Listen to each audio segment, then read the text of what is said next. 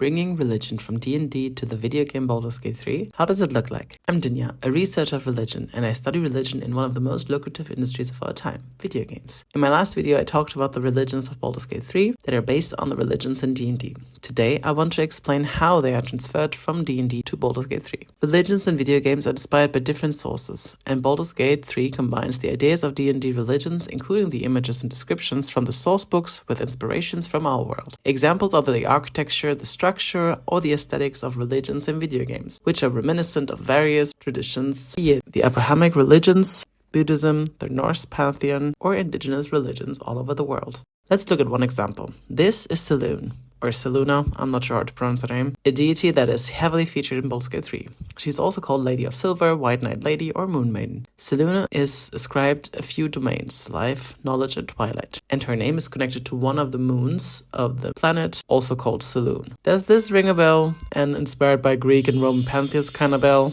There's a connection to a celestial body, they're sharing a name, and she's taking care of specific domains. Well, you get the point.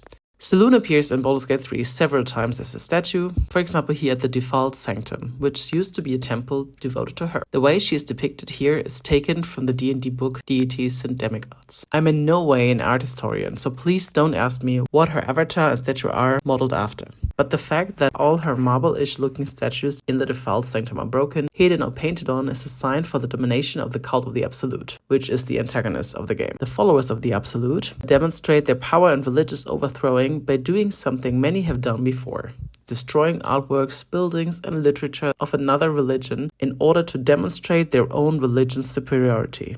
This is called iconoclasm, the destruction or vandalizing of religious icons. Larian used architecture and statue styles that are easily recognizable for us and transferred them to the worship of Selûne in their game. And then they used the destruction of images and art to show us how the Cult of the Absolute is taking over the region, referencing iconoclasm as a result of the religious contact between the followers of the Absolute and the Selûnite temple.